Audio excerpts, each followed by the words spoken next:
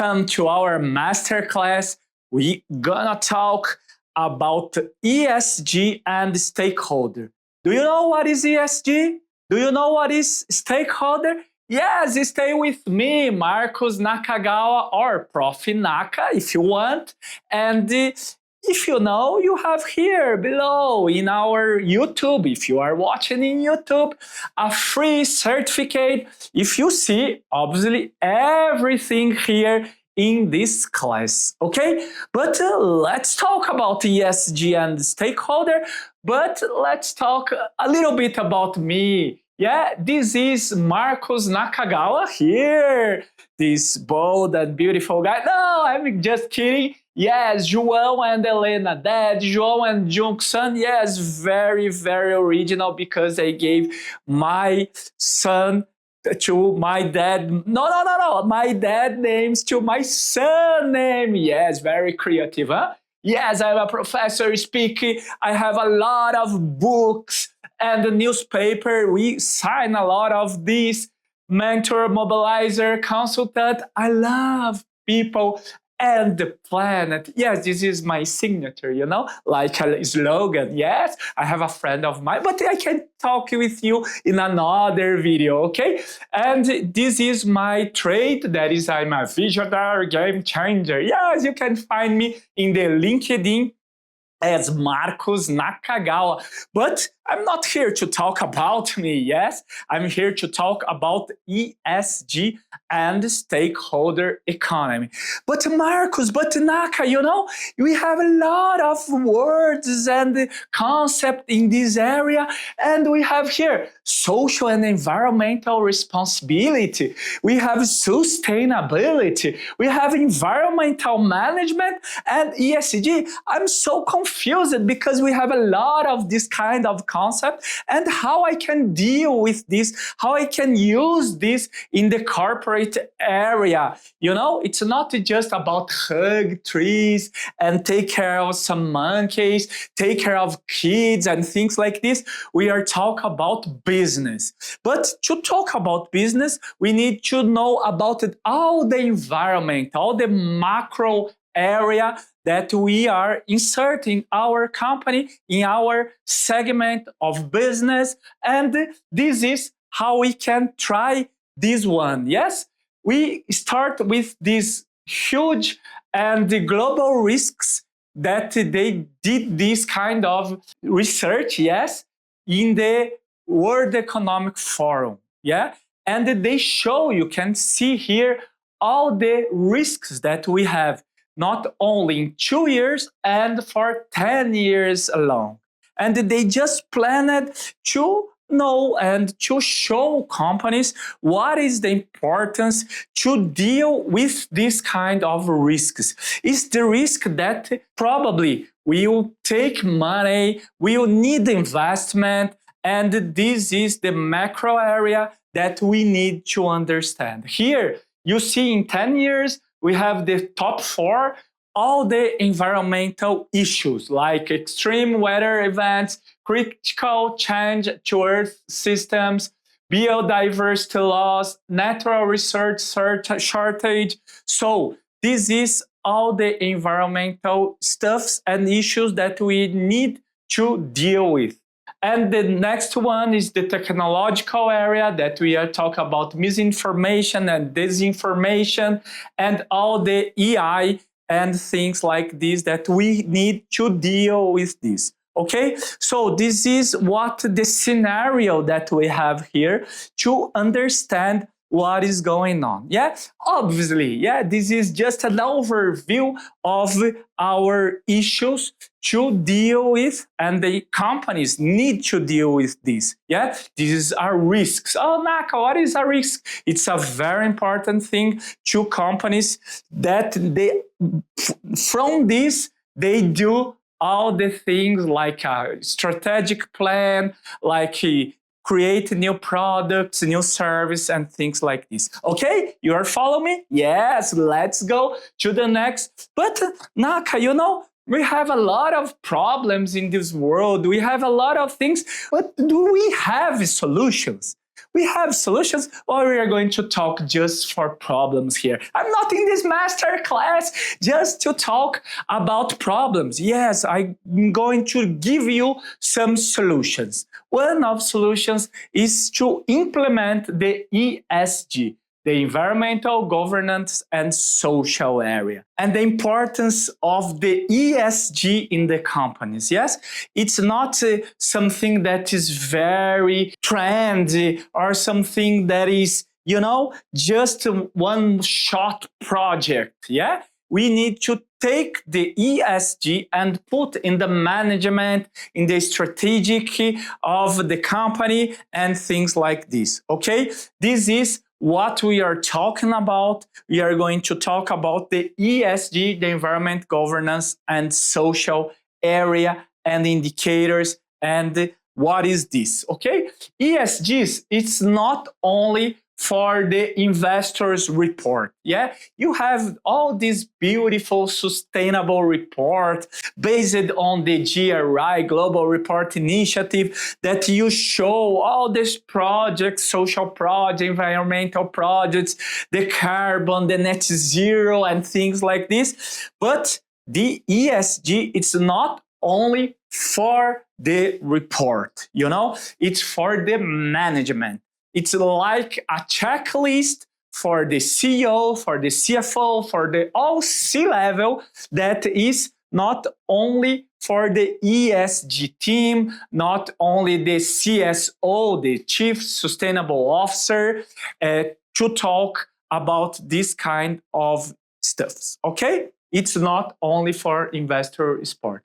ESG is management. You need to manage, you need to have indicators, you need to have some people to deal with this, some professionals, and this is the idea. It's like a HR area, a marketing area, a financial area. So this is what we are talking about. ESG, it's a part of the sustainability organization. Yes, it's something that you have all of these in sustainability, and ESG, it's a part of all of this of sustainability. Yeah, and okay, Naka, what is the management examples? What we have, what we know about this? Yes, you can just put here in the Google and show ESG, show one company like Nestle, like PepsiCo, like Unilever, like other huge company, and just put ESG or sustainability. You see a lot of companies, of actions, of, beautiful projects, management projects, quality projects that these companies are investing to have the environmental management, the social management, and the governance of all of these things, okay? For instance, I just pick this example that I love. It's Klabin. It's a Brazilian company that we have here, and they have all the global investors around the world. They make craft, they make papers, and they have plants, trees to make all these kind of things. And the Klabin have the codes. Yes, the Klabin ODS, that is in Portuguese. This is the SDGs, the Sustainable Development Goals, yes.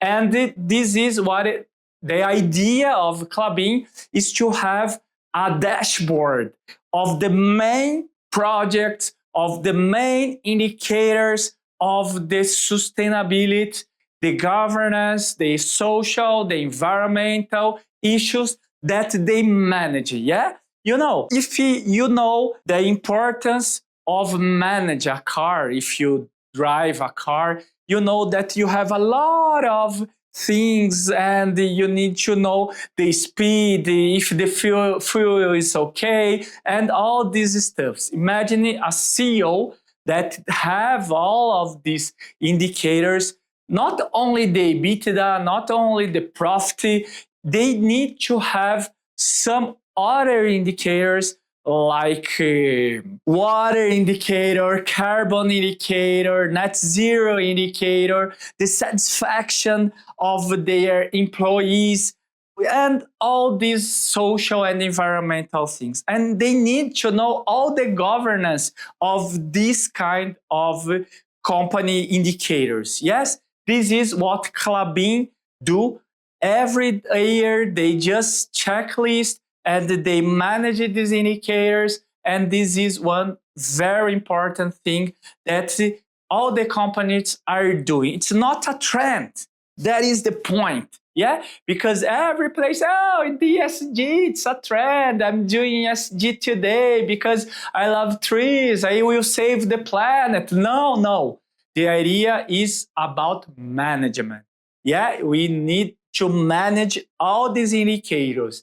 This is the example of Klabin that it's very clear. Yes, you have here the energy use, how they use the energy, the renewable sources accounting for the energy matrix. Yes, they are doing not with carbon, with diesel or fuel, the fossil fuel. They are doing with renewable sources. Yes, the energy use, the certificate electricity for this renewable source.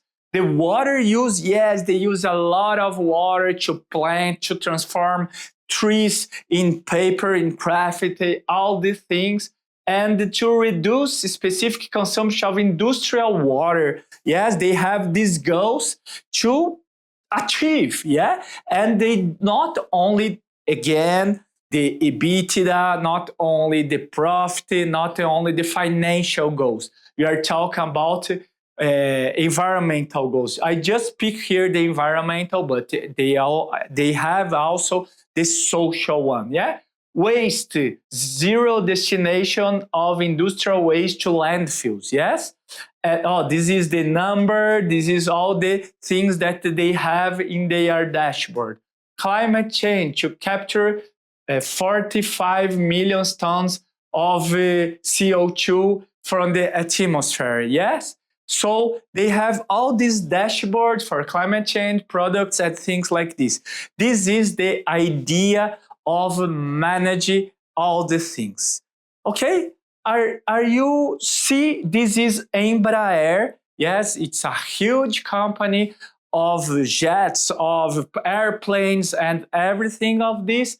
And they also have some plans in ESG. Yes, just carbon neutral in operations to 2040, for social, the ongoing training, diversity and inclusion. They launch a social tech program. For governance, they maintain the highest international standard of governance. Obviously, the idea here is just to show you an overview of ESG. For these cases, it's very important to deep inside, to read every content that they have in there. And if you want, you can go with us to Albany, to US, and talk in the University of Albany. We have there a huge course here in July about ESG, about sustainability, and I will be your teacher, one of them, yeah. And we have some friends there, some professors there of the university, some professionals that will deep inside this kind of content, okay? So this is just this part of ESG, okay? Just follow with us and for the next part.